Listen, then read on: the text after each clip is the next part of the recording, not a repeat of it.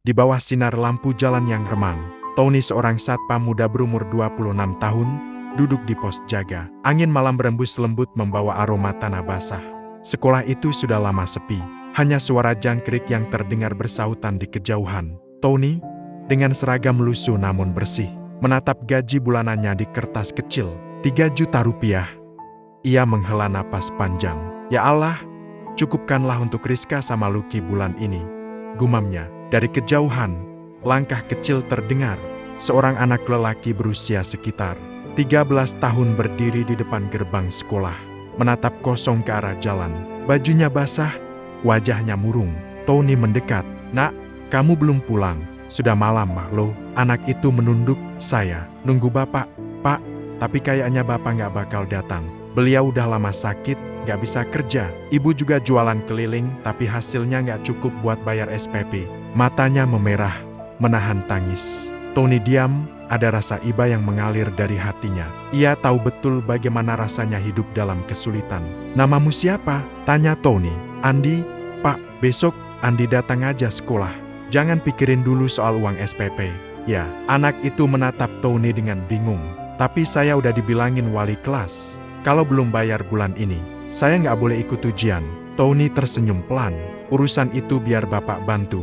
Keesokan harinya, di rumah kontrakannya yang kecil di pinggir rel, Tony membuka kaleng susu bekas di atas lemari. Di dalamnya, ada lembaran uang ribuan dan beberapa receh. Itulah tabungannya selama ini. Rencana untuk membeli sepeda bekas buat Rizka ke sekolah.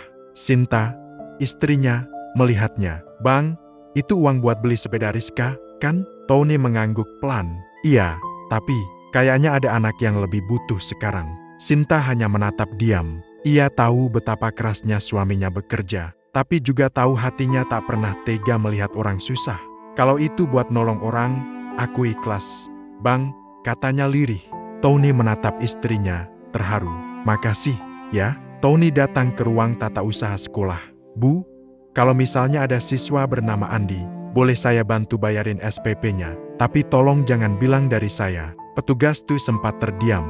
"Loh, kamu kan cuma satpam, Ton, ini serius." Tony mengangguk mantap. "Serius, Bu, saya cuma pengen bantu aja." Sejak hari itu, setiap bulan Tony menyelipkan uang dalam amplop kecil bertuliskan untuk SPP. Andi, ia serahkan diam-diam ke Tu. Ia tak ingin dikenal. Ia hanya ingin anak itu bisa terus belajar. Beberapa bulan kemudian, Andi menulis surat. "Untuk orang baik yang menolong saya. Saya nggak tahu siapa bapak atau ibu, tapi saya berjanji akan belajar sebaik mungkin. Saya ingin suatu hari nanti bisa menolong orang lain seperti Bapak menolong saya."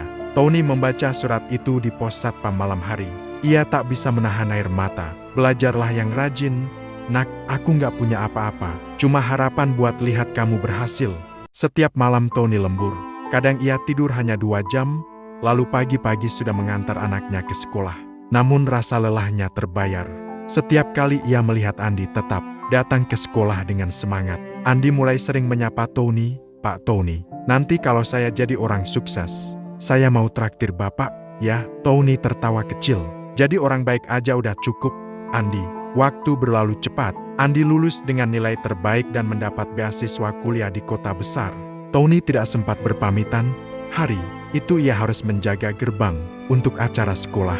Ketika malam tiba, Tony duduk sendiri di pos jaga, menatap gerbang kosong. "Selamat jalan, Endik, semoga sukses, ya," bisiknya, menahan haru. 8 tahun berlalu.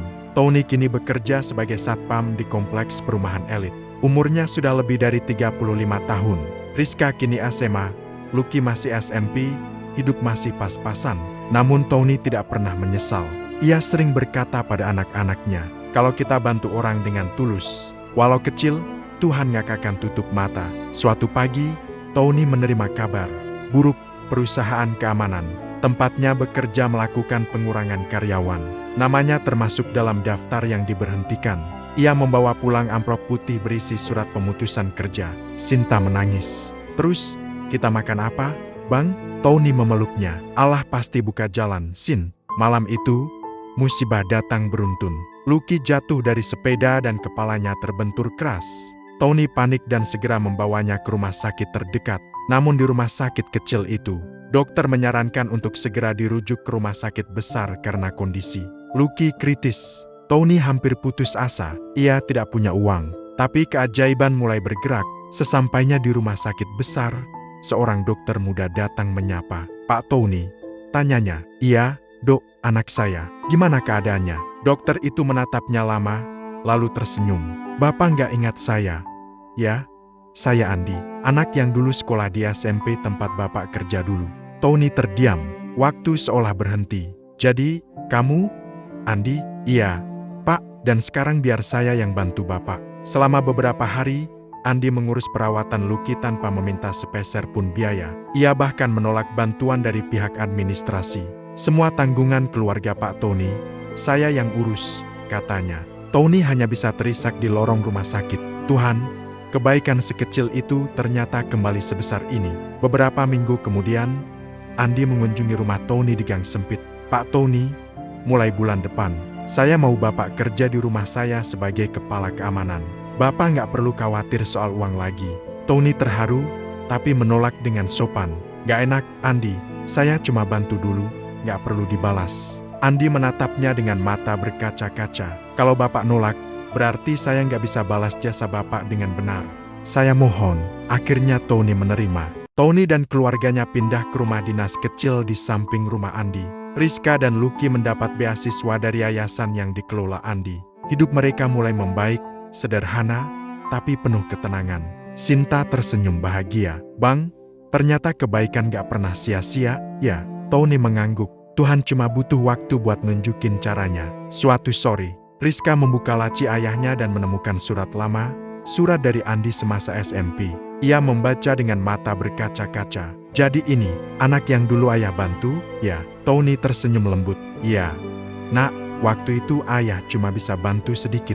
Tapi ternyata Tuhan balas berkali lipat." Andi menganggap Tony seperti ayah sendiri. Setiap lebaran, ia selalu datang membawa bingkisan dan duduk makan bersama keluarga Tony. Ia sering berkata, "Kalau bukan karena Bapak, mungkin saya sekarang gak jadi siapa-siapa." Tony hanya tertawa kecil. "Kalau kamu bukan orang baik, bantuan sekecil itu gak akan berarti." Tahun demi tahun berlalu. Rizka lulus menjadi guru di sekolah negeri. Lucky menjadi perawat di rumah sakit yang sama tempat Andi bekerja. Dan setiap kali mereka menolong orang lain, mereka selalu berkata, "Ini dari ajaran ayah, jangan pernah berhenti berbuat baik." Usia Tony kini 60 tahun. Ia pensiun dari pekerjaannya di rumah Andi. Sebagai hadiah, Andi membelikan rumah kecil di pinggir kota untuk Tony dan Sinta. "Pak Tony, rumah ini kecil, tapi biar jadi tempat Bapak istirahat dengan tenang," kata Andi. Tony memeluknya. "Kamu udah kayak anak sendiri buat saya, Endik." Suatu sore, Tony duduk di teras, menatap matahari senja bersama Sinta. Dari kejauhan, anak-anak kecil bermain di jalan depan rumah. Ia tersenyum. "Tin, ternyata hidup itu kayak lingkaran. Apa yang kita kasih, muter lagi ke kita." Sinta menjawab pelan, "Asal niatnya tulus, Tuhan pasti atur jalannya." Setiap minggu, rumah kecil Tony tak pernah sepi. Anak-anak muda sering datang sekadar mendengar kisah hidupnya. Ia selalu menutup dengan kalimat sama. "Kalau kalian punya sedikit rezeki, sisihkan untuk bantu orang lain. Jangan tunggu kaya dulu." Beberapa tahun kemudian, ketika Tony mulai sakit-sakitan, ia menulis surat untuk Andi. "Endik, kamu udah jadi bukti kalau kebaikan itu gak pernah sia-sia. Kalau suatu hari aku gak ada, teruslah bantu orang lain seperti dulu aku bantu kamu." Surat itu Andi simpan di laci kerjanya, dan tiap kali ia membaca, ia menangis. Setelah Tony meninggal dunia dengan tenang, Andi mendirikan yayasan pendidikan bernama Jejak Kebaikan yang menanggung biaya sekolah anak-anak kurang mampu di desanya. Di dinding utama yayasan, terpampang tulisan, "Terinspirasi dari Tony, seorang satpam sederhana yang menanam kebaikan di hati manusia." Bertahun-tahun kemudian, anak-anak Tony, Rizka dan Lucky bekerja di yayasan itu. Mereka membantu anak-anak miskin seperti dulu ayah mereka lakukan. Dan di ruang utama yayasan itu, berdiri foto Tony tersenyum dalam seragam satpam, dengan tulisan kecil di bawahnya, "Kebaikan sekecil apapun, jika dilakukan dengan tulus, akan hidup selamanya." Jangan pernah meremehkan hal kecil yang kita lakukan untuk orang lain, karena mungkin dari tangan kecilmu, Tuhan sedang menulis takdir besar untuk banyak orang.